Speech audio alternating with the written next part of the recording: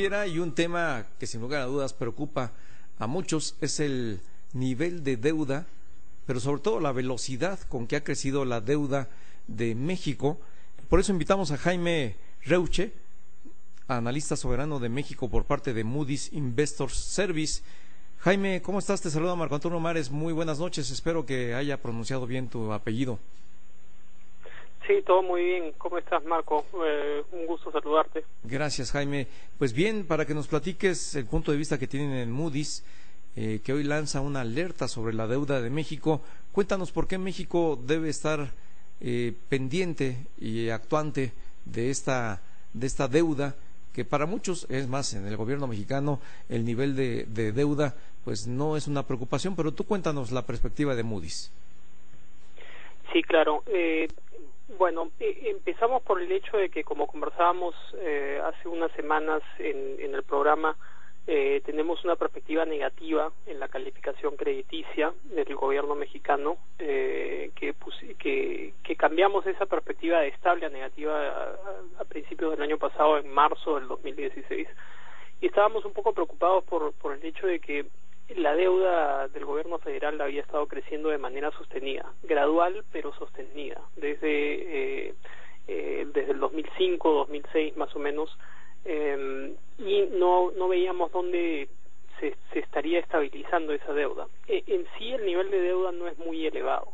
Si uno compara con otros soberanos calificados con notas similares, otros gobiernos, como bien dices, poseen niveles mucho más altos de deuda.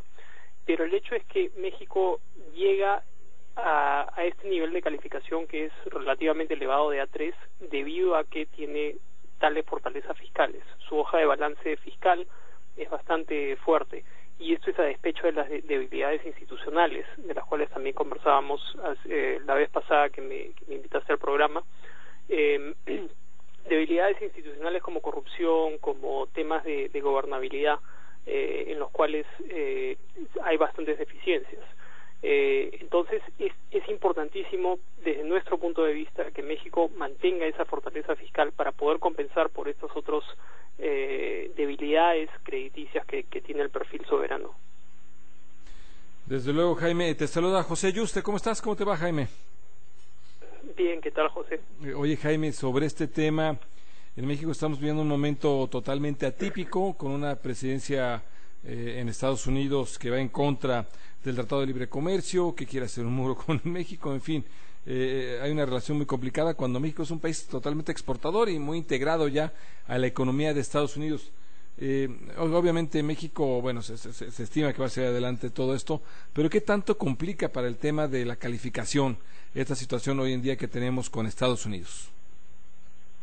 Es un gran riesgo y se ha vuelto el gran tema. Si antes nuestra preocupación por esa perspectiva negativa era el deterioro gradual que habíamos visto en la posición fiscal del gobierno federal y los temas de Pemex, hemos visto que los temas de Pemex se han arreglado. El gobierno ha hecho su chamba y efectivamente ha estabilizado la situación en Pemex. Eso ya no es una preocupación muy importante desde nuestro punto de vista que podría afectar la calificación. El tema fiscal, como dijimos en el reporte, es algo que tienes, como dicen en Estados Unidos, on the one hand, on the other hand.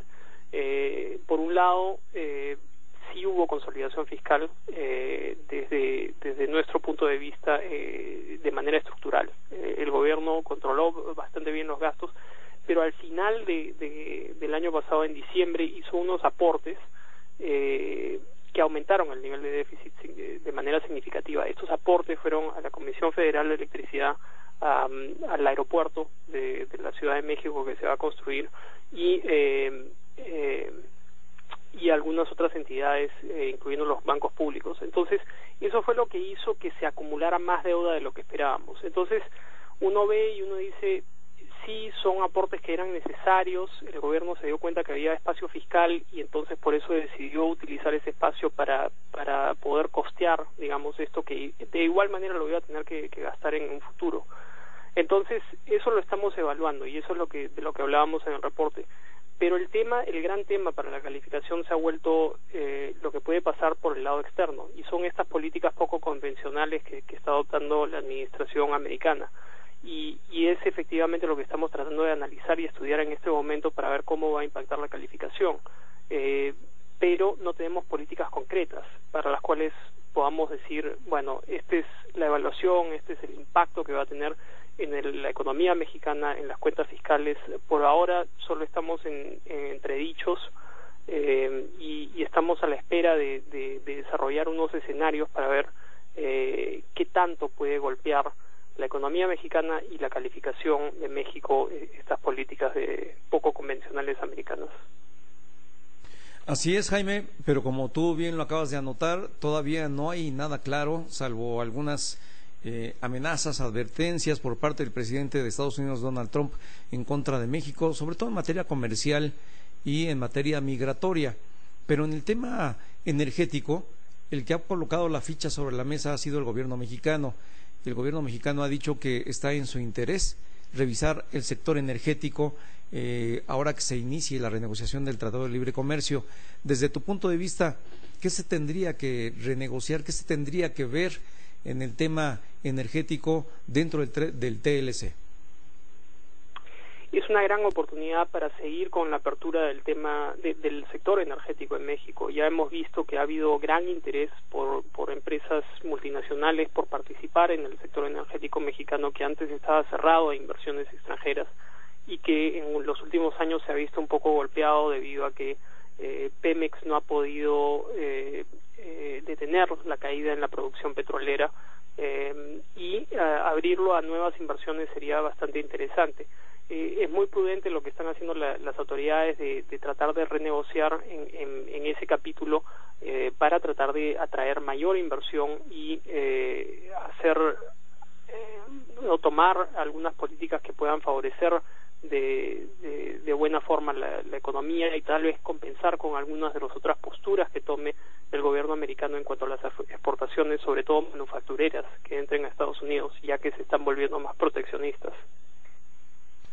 Desde luego, ahora este reto que tenemos hoy en día en México no es nada fácil, es un reto donde llegó casi la deuda al 50% del PIB, del tamaño de la economía.